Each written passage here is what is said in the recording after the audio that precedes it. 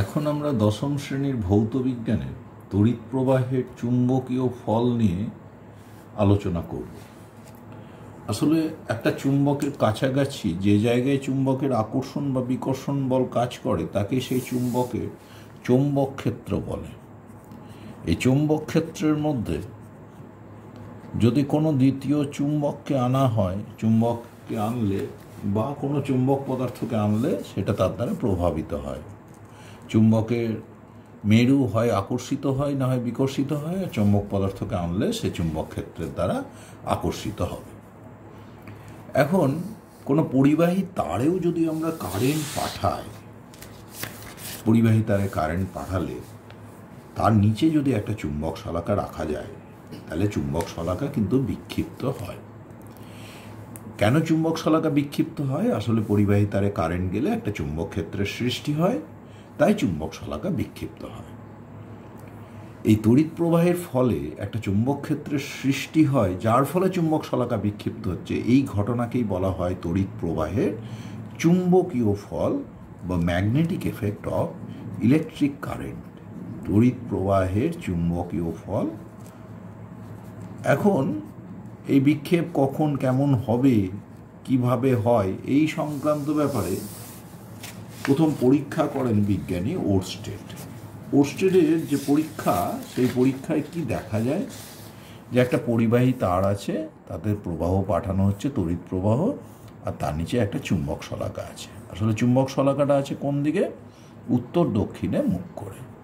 এখন পরিবাহী তারটাকে ওপরের দিকে রেখে যদি চুম্বক শলাকাকে নিচে রাখা হয় এবং চুম্বক শলাকাটার সঙ্গে সমান্তরালভাবে তড়িৎ প্রবাহ পাঠানো হয়, তাহলে দেখা যায় যে চুম্বক শলাকাটা কিন্তু বিক্ষিপ্ত হচ্ছে। এবং চুম্বক শলাকাটা কোন দিকে বিক্ষিপ্ত হচ্ছে? যদি আমরা উত্তর থেকে দক্ষিণে দিকে কারেন্ট পাঠাই তাহলে চুম্বক শলাকার উত্তর মেরুটি দেখা যায় পূর্ব দিকে বিক্ষিপ্ত হচ্ছে। এইবার তড়িৎ প্রবাহের দিক উল্টো করে দেওয়া হবে। উল্টো যদি করে দেওয়া হয় তাহলে চুম্বক শলাকার বিক্ষেপও দেখা যাবে বিপরীত দিকে হয়ে গেল। বিপরীত দিকে হয়ে গেল মানে চুম্বক শলাকার যে উত্তর মেরু সেটা কিন্তু পূর্ব দিকের বদলে পশ্চিম দিকে হতে দেখা যাবে। পশ্চিম দিকে হতে দেখা যাবে। এরপরে কি করা হলো? চুম্বক শলাকাটাকে উপরে রেখে তড়িৎ প্রবাহ পাঠানো হলো পরিবাহী তারকে নিচে রেখে।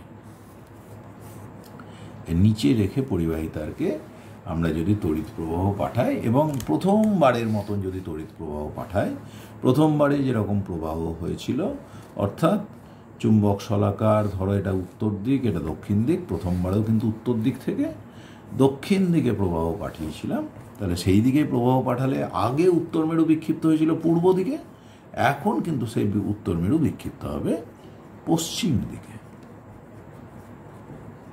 আবার যদি এই শলাকাকে উপরে রেখে যদি আমরা তারকে নিচে রেখে বিপরীত দিকে তড়িৎ প্রবাহ পাঠাই, দেখো আগের ক্ষেত্রে আমরা কারেন্ট পাঠিয়েছিলাম নর্থ থেকে সাউথে, এখন সাউথ থেকে নর্থে, তাহলে আগের ক্ষেত্রে বিক্ষেপ পশ্চিম দিকে হলে এখন বিক্ষেপ হবে পূর্ব দিকে। এটা আমরা ওরস্টেডের এই পরীক্ষাটা আমরা অবশ্য এক্সপেরিমেন্টালিও শেষে দেখে নেব। ল্যাবরেটরিতে এক্সপেরিমেন্ট করে আমরা যেমন পেয়েছি সেটা থেকেও বোঝার চেষ্টা করব। কিন্তু যদি চুম্বক শলাকার সঙ্গে তড়িৎ পরিবাহী তারটি লম্বভাবে থাকে তাহলে কিন্তু কোনো বিক্ষেপ হবে না। এই পরীক্ষাটি করেছিলেন ওরস্টেড 1820 সালে। ওরস্টেড। এখন কোন দিকে বিক্ষেপ হবে চুম্বক শলাকার তা জানা যায় অ্যাম্পিয়ারের সন্তরণ নিয়মের সাহায্যে। অ্যাম্পিয়ারের সন্তরণ নিয়ম কি বলে? যে একজন ব্যক্তি তড়িৎ প্রবাহের অভিমুখে সাঁতার কাটছেন। এখানে দেখো সাউথ থেকে নর্থের দিকে তড়িতের প্রবাহ হচ্ছে এবং কোন দিকে তিনি মুখ রেখেছেন? চুম্বক শলাকার দিকে মুখ রেখে সাঁতার কাটলে তার যে বাঁ হাত দেখো, এইটা হচ্ছে বাঁ হাত, তার ফলে চুম্বক শলাকার উত্তর মেরু কিন্তু বাঁ হাতের দিকে বিক্ষিপ্ত হয়ে গেছে, অর্থাৎ ঘড়ির কাঁটার বিপরীত দিকে এখানে ছবি অনুযায়ী বিক্ষিপ্ত হচ্ছে। কিন্তু যদি এই ক্ষেত্রে কারেন্ট বিপরীত দিকে যেত তাহলে চুম্বক শলাকার উত্তর মেরু কিন্তু এই দিকে সরে আসতো। এখন আগে গিয়েছিল পূর্ব দিকে, দেখো বাঁ হাতের দিকে আগে বিক্ষেপ হয়েছিল, এখন কিন্তু বাঁ হাতের দিকেই হবে। কিন্তু যদি তড়িৎ প্রবাহ বিপরীত দিকে যায় তাহলে সেই ব্যক্তি তো উল্টো দিকে সাঁতার কাটবেন, তাহলে তার বাঁ হাত বিপরীত দিকে পড়বে। তাহলে আগের ক্ষেত্রে যদি অ্যান্টি ক্লকওয়াইজ ঘূর্ণন হয় তাহলে এখন ক্লকওয়াইজ ঘূর্ণন হবে উত্তর মেরু। আবার বলেছি আমরা যে যদি আমরা কি করি, চুম্বক শলাকাটাকে নিচে উপরে রেখে প্রবাহ তড়িৎ প্রবাহ উপরের দিকে পাঠায় তাহলে বিক্ষেপ কিন্তু উল্টো দিকে হচ্ছে। প্রথম ক্ষেত্রে উত্তর থেকে দক্ষিণ দিকে বরাবর যখন কারেন্ট যাচ্ছিল চুম্বক শলাকার উত্তর মেরু বিক্ষেপ হয়েছিল পূর্ব দিকে, কিন্তু একই রকমভাবে কারেন্ট পাঠিয়ে যদি শলাকাকে উপরে রেখে তারকে নিচে রাখা হয় বিক্ষেপ হবে পশ্চিম দিকে। এক্ষেত্রে কি হবে, চুম্বক শলাকার দিকে তাকিয়ে যদি ওই অ্যাম্পিয়ারের সন্তরণ নিয়মের সাহায্যে ব্যাখ্যা করতে হয় তাহলে ব্যক্তিকে চিত সাঁতার কাটতে হবে, তার মুখটা থাকবে উপরের দিকে, তাহলে তার যে বাঁ হাত যেদিকে পড়বে চুম্বক শলাকার উত্তর মেরু সেই পশ্চিম দিকে বিক্ষিপ্ত হবে। এইভাবে অ্যাম্পিয়ারের সন্তরণ নিয়মের সাহায্যে আমরা চুম্বক শলাকার বিক্ষেপকে ব্যাখ্যা করতে পারি। এরপর হচ্ছে চৌম্বক ক্ষেত্র। চৌম্বক ক্ষেত্র হলো চুম্বকের কাছাকাছি সেই জায়গা যে জায়গায় চুম্বকের আকর্ষণ বা বিকর্ষণ বল কাজ করে। অর্থাৎ চুম্বক ক্ষেত্রে কোনো একটা চুম্বককে রাখলে বা চুম্বক পদার্থকে রাখলে সেটা প্রভাবিত হয়। মানে চুম্বক ক্ষেত্রে যদি আমরা একটা বিচ্ছিন্ন উত্তর মেরুকে রাখতে পারতাম তাহলে সেটা যে কাল্পনিক পথে যেত সেই চুম্বক ক্ষেত্রের মধ্যে তাকেই বলে চুম্বক বলরেখা। তাহলে চুম্বক বলরেখা একটা কাল্পনিক রেখা, যে রেখা বরাবর একটা বিচ্ছিন্ন উত্তর মেরু চুম্বক ক্ষেত্রে গমন করে, এবং এই বলরেখার যে কোনো বিন্দুতে তুমি যদি স্পর্শক টানো সেই স্পর্শক সেই বিন্দুতে কিন্তু চুম্বক ক্ষেত্র প্রাবল্যের দিক নির্দেশ করবে। তো এখন আমরা বিভিন্ন ক্ষেত্রে তড়িৎ প্রবাহের জন্য বলরেখাগুলো কেমন পাবো সেটা একটু দেখে নিই। দেখো একটা পরিবাহী তারে কারেন্ট যাচ্ছে, কারেন্ট গেলে পরে কারেন্টটা কিভাবে যাচ্ছে নিচ থেকে উপরে, আর এই একটা কার্ডবোর্ড নেওয়া হয়েছে, কার্ডবোর্ডের উপরে ছোট ছোট তোমার লোহচুর ছড়িয়ে দেওয়া হয়েছে। আস্তে আস্তে যদি টোকা মারা হয় তাহলে এই তারটা এই বোর্ডের তলকে ভেদ করে উপরে নিচে গেছে এবং প্রবাহ যাচ্ছে ওপরে। তাহলে এখানে কতকগুলো আমরা সমকেন্দ্রিক বৃত্ত পাবো। অর্থাৎ যদি বিচ্ছিন্ন উত্তর মেরুকে এরকম রাখা যেত এরকম রেখা বরাবর যেত। অর্থাৎ তারে তড়িৎ প্রবাহের জন্য যে চৌম্বক ক্ষেত্রের সৃষ্টি হয়েছে, যেটা ওরস্টেডের পরীক্ষা থেকে দেখলাম আমরা যে চৌম্বক ক্ষেত্রের সৃষ্টি হতে পারে, তাতে চুম্বক বলরেখাগুলো এইরকম। এবং যখন ওপরের দিকে তড়িৎ প্রবাহ হবে তখন বলরেখাগুলো সব হয় অ্যান্টি ক্লকওয়াইজ। এবং এই ক্ষেত্রে আমরা ডান হাতের মুষ্টিবদ্ধ নিয়মের সাহায্যে ব্যাখ্যা করতে পারি যে প্রবাহের দিকে যদি আমরা, অর্থাৎ উপরের দিকে প্রবাহ হচ্ছে, ডান হাতকে মুষ্টিবদ্ধ করে বুড়ো আঙুলটাকে বাড়িয়ে দিই তাহলে মুষ্টিবদ্ধ হাতের অন্য আঙুলগুলি, দেখো মুষ্টিবদ্ধ হাতের অন্য আঙুলগুলোর যে মুঠো সেটা কিন্তু অ্যান্টি ক্লকওয়াইজ এবং সেটাই বলরেখার দিককে নির্দেশ করবে। এবং বলরেখার যে কোনো বিন্দুতে আমরা যদি স্পর্শক টানি সেই স্পর্শক কিন্তু সেই বিন্দুতে তড়িৎ ক্ষেত্র প্রাবল্যের দিক নির্দেশ করবে। এখানে প্রবাহ যাচ্ছে কোথায়, নিচ থেকে ওপরে। বলরেখাগুলো কেমন হয়েছে না সমকেন্দ্রিক বৃত্ত, সমকেন্দ্রিক বৃত্ত। এবং ওই ডান হাতের মুষ্টিবদ্ধ নিয়ম থেকে আমরা দেখলাম যে এই বৃত্তগুলো কেমন অ্যান্টি ক্লকওয়াইজ বা ঘড়ির কাঁটার বিপরীত দিকে ঘুরছে। কিন্তু যদি প্রবাহ ওপর থেকে নিচের দিকে হতো সেক্ষেত্রেও আমরা সমকেন্দ্রিক বৃত্ত পেতাম, কিন্তু বলরেখাগুলোর দিকটা হতো উল্টো দিকে। অর্থাৎ কোন দিকে হতো, ক্লকওয়াইজ সেন্সে, ঘড়ির কাঁটার দিক বরাবর।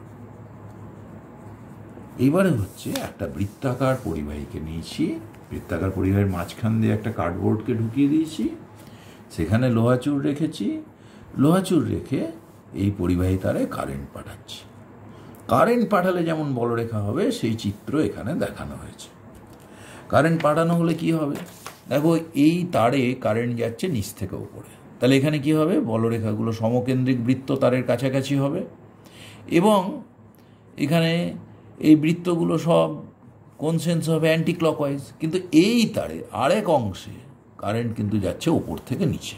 তাহলে এখানে বলরেখাগুলো কেমন হবে? এগুলোও সমকেন্দ্রিক বৃত্ত, কিন্তু দিক হবে কোন দিকে? ক্লকওয়াইজ। সব হবে ক্লকওয়াইজ, ঘড়ির কাঁটার দিক বরাবর। এইবারে যদি তুমি বৃত্তের এই যে এই কার্ডবোর্ডের মাঝামাঝি জায়গায় চলে আসো, দেখো বলরেখাগুলো বাঁকছে, বৃত্তের একটা করে ছেদ পাচ্ছ, মাঝে গিয়ে বলরেখাগুলো সমান্তরাল রেখা হয়, অর্থাৎ সেক্ষেত্রে বলা হয় চুম্বক ক্ষেত্রটা সুষম হয়ে যায়। অর্থাৎ এই ঠিক মাঝখান বরাবর চুম্বক ক্ষেত্র প্রাবল্যের মান এবং দিক সব জায়গাতেই একই রকম থেকে যায়। তাহলে আমরা বৃত্তাকার পরিবাহী যদি নিই, তাহলে বৃত্তাকার পরিবাহীর মাঝখান দিয়ে আমরা একটা কার্ডবোর্ড ঢুকিয়ে ছোট ছোট লোহাচুর রেখেছি। আমরা এখানে পেরেকের টুকরো রাখতে পারি, অথবা বিভিন্ন ধরনের ছোট ছোট তোমার চুম্বক পদার্থের যদি ছোট ছোট তারকে কেটে ছোট ছোট টুকরো করে রেখে দিই, দিয়ে আস্তে আস্তে টোকা মারি, এই রকম রেখায় সজ্জিত হয়। অর্থাৎ এই যে এই ছোট ছোট তারের টুকরোগুলো না অ্যাকচুয়ালি ছোট ছোট ম্যাগনেটের মতো কাজ করে যায় এই চুম্বক ক্ষেত্রের মধ্যে। তার ফলে ওরা ওই উত্তর মেরুকে ওই বিন্দুতে রাখলে ছোট ছোট তার, তাহলে ছোট ছোট তারগুলো ঠিক উত্তর মেরুকে যেভাবে রাখতাম সেইভাবেই পরপর পরপর সজ্জিত হয়ে যাবে, আর আমরা কি পেয়ে যাব? বলরেখা। যখন দেখো নিচ থেকে উপরে কারেন্ট যাচ্ছে, বলরেখাগুলো কেমন? সমকেন্দ্রিক বৃত্ত, সব বৃত্তগুলোর কেন্দ্র একই। এবং কোথায় কেন্দ্রবিন্দুটা? ওই তার আর কার্ডবোর্ডের ছেদ বিন্দুকে কেন্দ্র করে পরপর পরপর সমকেন্দ্রিক বৃত্ত পাচ্ছি। যখন নিচ থেকে উপরে প্রবাহ কীরকম হচ্ছে? অ্যান্টি ক্লকওয়াইজ চুম্বক ক্ষেত্র প্রাবল্যের দিক। একটু দূরে গিয়ে অতটা বড় বৃত্তের জায়গা যদি না থাকে, তাহলে বৃত্তের একটা চাপ পেতে শুরু করেছি। এখানেও তাই, যেখানে উপর থেকে নিচে যাচ্ছে এই বলরেখাগুলো সমকেন্দ্রিক বৃত্ত, কিন্তু এগুলোর দিক হচ্ছে ক্লকওয়াইজ। কারণ তুমি যখন মুষ্টিবদ্ধ নিয়ম প্রয়োগ করবে, মুষ্টিবদ্ধ নিয়ম প্রয়োগ করলে দেখো এইখানেতে কি হচ্ছে? প্রবাহ হচ্ছে নিচের দিকে। তাহলে মুষ্টিগুলো কি দেখাচ্ছে? এই যে মুষ্টি দেখাচ্ছে কিন্তু এই সেন্সে মানে এই রকম সেন্সে, ক্লকওয়াইজ সেন্সে প্রবাহ। তাহলে এই অংশে ক্লকওয়াইজ তোমার বলরেখাগুলো পাবে, এবং মাঝখানে বলরেখাগুলো সমান্তরাল। এবারে যদি আমরা সলিনয়েড তোমরা জানো যে একটা অন্তরিত তামার তারকে একটা অন্তরক চোঙের ওপরে আমরা জড়িয়েছি। কিভাবে? যে যাতে করে ওই অন্তরিত তামার তারকে জড়ানোর সময় তার প্রত্যেকটা পাক চোঙের অক্ষের সঙ্গে লম্ব হয়, তাহলে সেই ব্যবস্থাকে বলা হয় সলিনয়েড। তাহলে এর মাঝখান দিয়ে ছিদ্র করে যদি কেটে আমরা একটা কার্ডবোর্ডকে ঢুকিয়ে দিই, তাহলে এর বলরেখাগুলো কেমন পাবো সেটার চিত্র এখানে দেখানো হয়েছে। দেখো মাঝখানে এর ভেতরে বলরেখাগুলো প্রায় সমান্তরাল, যত বড় হবে তত ভেতরে সমান্তরাল হবে, এবং বাইরের দিকে বেঁকে গেছে। একদিক নর্থ পোলারিটি পেয়েছে, আরেক দিক সাউথ পোলারিটি পেয়েছে। একদিক নর্থ পোলারিটি, আরেক দিক সাউথ পোলারিটি পেয়েছে। এবং এই বাইরের দিক থেকে যদি ধরো, এগুলো এক একটা বৃত্তাকার ছেদ দিচ্ছে, কিন্তু মাঝখানে সলিনয়েডের অক্ষ বরাবর বলরেখাগুলো প্রায় সমান্তরাল। এবং যদি সলিনয়েডটা খুব বড় হয়, তাহলে মাঝে বলরেখাগুলো সমান্তরাল হয়, অর্থাৎ কিনা আমরা কীরকম চুম্বক ক্ষেত্র পেয়ে থাকি? সুষম চুম্বক ক্ষেত্র পেয়ে থাকি। সুতরাং আমরা বিভিন্ন ক্ষেত্রে চুম্বক ক্ষেত্রের বলরেখা কেমন হবে সেটা দেখে ফেললাম। এরপরে আমরা এক্সপেরিমেন্টাল যে ফাইন্ডিংসগুলো পেয়েছি সেগুলো শেষে দেখে নেব। সুতরাং যখন তড়িৎ প্রবাহ একটা তারে যাচ্ছে, এই তারটা বোর্ডের তলকে কীভাবে ছেদ করেছে? সমকোণে। তখন বলরেখাগুলি সমকেন্দ্রিক বৃত্ত। যদি নিচ থেকে উপরে কারেন্ট যায়, বৃত্তগুলো কেমন হবে? এই বৃত্তে যে বলরেখার দিক হবে সব অ্যান্টি ক্লকওয়াইজ, ঘড়ির কাঁটার বিপরীত দিকে। কিন্তু যদি ওপর থেকে নিচে প্রবাহ যেত, তাহলে বলরেখার দিক হতো ক্লকওয়াইজ। বৃত্তাকার পরিবাহীর জন্য দুদিকেই সমকেন্দ্রিক বৃত্ত, যেখানে নিচ থেকে উপরে প্রবাহ সেখানে অ্যান্টি ক্লকওয়াইজ বলরেখাগুলো পাচ্ছি, আর যেখানে উপর থেকে নিচে কারেন্ট যাচ্ছে সেখানে ক্লকওয়াইজ বলরেখার মাঝে সুষম তড়িৎ ক্ষেত্রের সৃষ্টি হয়। আর যদি আমরা সলিনয়েড নিই, তাহলে সলিনয়েডের জন্য যদি সলিনয়েডের মাঝের জায়গার কথা ভাবি, তাহলে সেখানে সলিনয়েড যদি বেশ বিস্তৃত হয়, মাঝের জায়গাটায় কিন্তু বলরেখাগুলো প্রায় সমান্তরাল এবং বাইরের দিকে এসে বেঁকে যাচ্ছে, এবং বলরেখার সংখ্যা মাঝে বেশি হলেও, কাছাকাছি অঞ্চলে একই ক্ষেত্রফলে বেশি হলেও, যত বাইরের দিকে যাচ্ছি তত কিন্তু বলরেখাগুলো ছড়িয়ে যাচ্ছে, এটাও দেখা যাচ্ছে। এই হলো আমাদের ওরস্টেডের পরীক্ষা এবং চুম্বক বলরেখা সম্পর্কে প্রাথমিক ধারণা। এর সঙ্গে আমরা যা এক্সপেরিমেন্টাল ফাইন্ডিংস পেয়েছি সেই অংশগুলো এর সঙ্গে তোমরা দেখে নেবে। ঠিক আছে, এখন আমরা ওরস্টেডের পরীক্ষা করব। ওরস্টেডের পরীক্ষায় আমরা দেখেছি যে একটা তড়িৎবাহী তারের মধ্যে দিয়ে কারেন্ট গেলে তার কাছাকাছি চুম্বক ক্ষেত্রের সৃষ্টি হয়, এবং এই চুম্বক ক্ষেত্রে চুম্বক শলাকার ঘূর্ণন কোন দিকে হয়? চুম্বক শলাকার উত্তর মেরুটি যদি পরিবাহী তার বরাবর একদম সাঁতার কাটে তার বাঁ হাতের দিকে হয়ে যায়। তাহলে দেখো এখানে পরিবাহী তারে আমরা কারেন্ট পাঠিয়েছি, চুম্বক শলাকাটা কিন্তু ঘুরে গেছে। দেখো প্রথম অরিয়েন্টেশন চুম্বক শলাকার ছিল, এখন এইভাবে চুম্বক শলাকাটা ঘুরে যাচ্ছে বাম দিকে। তার মানে আমি যদি এইভাবে পরিবাহী তার বরাবর সাঁতার কাটি, প্রবাহ যাচ্ছে যেদিকে, সেদিকে সাঁতার কাটলে আমার বাঁ হাতের দিকে শলাকার কিন্তু ঘূর্ণন হচ্ছে। কিন্তু যদি আমরা উল্টোটা করি, এখানে যদি আমরা উল্টো দিকে কারেন্ট পাঠাই, দেখো ঘূর্ণন হয়েছে কিন্তু উল্টো দিকে। এই লাল মেরু যেটা, এই লাল মেরুটার ঘূর্ণন কিন্তু এখন আমার ডান হাতের দিকে হচ্ছে, অর্থাৎ এখন আমাকে সাঁতারটা কিন্তু কাটতে হবে উল্টো দিকে। তাহলে আমার বাঁ হাত যেদিকে, সেদিকে চুম্বক শলাকার উত্তর মেরু কিন্তু বিক্ষিপ্ত হচ্ছে। এইবার যদি আমরা প্রথম ক্ষেত্রে যে তারে কারেন্ট পাঠিয়েছিলাম, যে ক্ষেত্রে চুম্বক শলাকার ঘূর্ণন হচ্ছে কোন সেন্সে? আমার ঘড়ির কাঁটার বিপরীত দিকে। এখন যদি আমি নিচে তারটাকে রাখি, তাহলে দেখো একই কারেন্টের জন্য কিন্তু ডান দিকে ঘূর্ণন হচ্ছে। দেখো এরকম ছিল যখন কারেন্ট পাঠাইনি। যখন আমি কারেন্ট পাঠালাম, দেখো বাঁ দিকে ঘূর্ণন হয়েছে। একটু এটাকে ধরো, উপরটায় একজন এরকম করে ধরো। এইবার সেই তারটাকে যখন নিচে নিচ্ছি, দেখো ডান দিকে ঘূর্ণনটা পাওয়া যাচ্ছে। দেখো এই লাল টিক্সটা এই ডান দিকে, মানে ঘড়ির কাঁটার দিকে ঘুরছে। এই ক্ষেত্রে অবশ্য অ্যাম্পিয়ারের সন্তরণ নিয়ম প্রয়োগ করে আমাদের ঘূর্ণনকে ব্যাখ্যা করতে গেলে এক্ষেত্রে কিন্তু চিৎ সাঁতারের কথা ভাবতে হবে।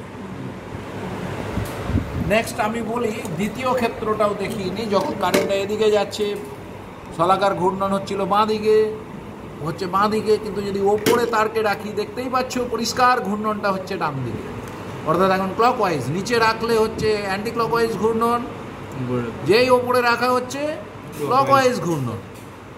এই ক্ষেত্রে দেখো যখন আমরা নিচে রাখছি তখন কিন্তু চিৎ সাঁতার হবে। চিৎ সাঁতার হলে যেদিকে ঘূর্ণন হওয়ার কথা, যখন উপরে তারকে ধরছি তখন কিন্তু উল্টো দিকে ঘূর্ণন হচ্ছে ক্লকওয়াইজ সেন্সে। এইভাবে ওরস্টেডের পরীক্ষায় আমরা যে চুম্বক ক্ষেত্র পাই, সেই চুম্বক ক্ষেত্রের জন্য চুম্বক শলাকার ঘূর্ণন কেমন পেতে পারি, এক্সপেরিমেন্টালি এটা আমরা দেখে নিলাম। পরবর্তীতে আমরা থিওরিটিক্যালি এর পুরো ব্যাখ্যাটা নিয়ে নেব। একটা পরিবাহী তারে কারেন্ট গেলে একটা চুম্বক ক্ষেত্রের সৃষ্টি হয়, এটা আমরা ওরস্টেডের পরীক্ষায় দেখেছি। সেই চুম্বক ক্ষেত্রে চুম্বক বলরেখাগুলো কেমন হতে পারে সেটা পাওয়ার জন্য আমরা জিআই তারকে কেটে ছোট ছোট টুকরো করেছি, এবং টুকরো করার পরে সেগুলোকে ছড়িয়ে দিয়েছি, এবং সেগুলোকে পরিবাহী তারে হাই কারেন্ট পাঠিয়ে দেখছি যে সেগুলো নির্দিষ্ট সজ্জায় সজ্জিত হয়ে গেছে, এবং একটা বৃত্তাকার সজ্জা আমরা প্রায় পেয়ে যাচ্ছি এক্ষেত্রে। এবং আমরা বই যেটা পড়ে থাকি যে সমকেন্দ্রিক বৃত্ত হয়, এদেরও অবস্থানটা তাই সমকেন্দ্রিক। আমরা কয়েকটা বৃত্তাকার ছেদে দেখতে পাচ্ছি যে এই জিআই তারের যে ছোটো ছোটো টুকরোগুলো সেগুলো নিজেদের সজ্জিত করেছে। আস্তে আস্তে টোকা দিয়ে সেগুলোকে নাড়ানো হচ্ছে। এক্ষেত্রে একটু তলটা কিন্তু একটু অসমতল আছে, সেই জন্যই পুরোপুরি হয়তো যতটা এক্সপেরিমেন্টাল ভ্যালু আসা উচিত তার থেকে একটু ডিফার করছে, কিন্তু এক্ষেত্রে যথেষ্টই ভালোই বলরেখার চিত্র একটা পাওয়া যাচ্ছে। এইভাবে আমরা পরিবাহী তারে কারেন্ট বাড়ালে আমরা বলরেখাগুলো পেতে পারি।